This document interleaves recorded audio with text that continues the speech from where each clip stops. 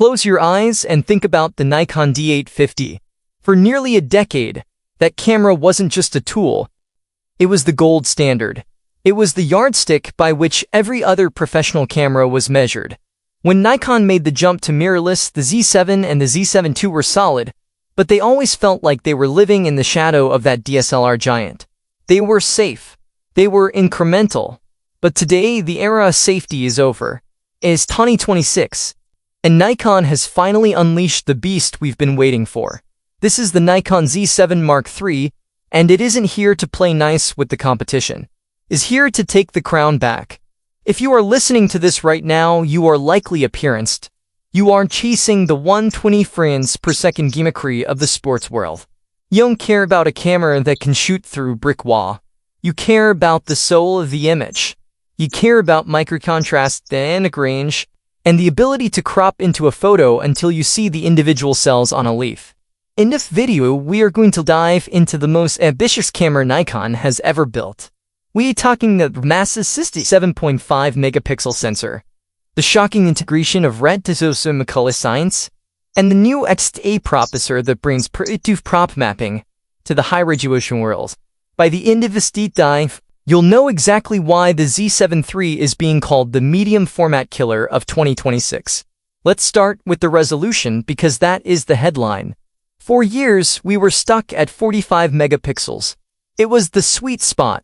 At the industry moved, and Sony pushed the envelope with the A7R series. Nikon's response is a newly developed 67.5 megapixel BSI CMOS sensor. But here is the secret. It isn't just about more pixels. It's about the quality of those pixels. Nikon has redesigned the microlens architecture to maximize light intake at the edges of the sensor. When you pair this with S-line glass, the level of edge-to-edge sharpness is terrifying. This is a sensor designed for landscape photographers who print at 4 feet wide and studio photographers who need to count the threads on a high-fashion garment. But the real shock to the system in 2026 is the red factor. When Nikon acquired Red Digital Cinema, the industry held its breath. We wondered if the Hollywood magic would ever trickle down to the still sensor buys. Well, the Z7 III is the first answer to that question. This camera features a dedicated red color mode. For both stills and video, imagine having the legendary skin tones and highlight roll-off the red raptor inside a body that fits in you back black. It changes the way we think about Nikon's color science. It takes that classic, accurate Nikon look and adds a layer of cinematic film-like texture that used to require hours of post-processing. Now, let's talk about the brain. The EXPEED processor is the engine that makes 67 megapixels usable. In older high-res cameras, there was always a lag. You'd take a shot and you'd wait for the buffer to clear. Not here.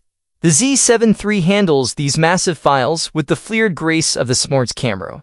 But more importantly, the processor drives the new AI autofocus system, predictive path mapping.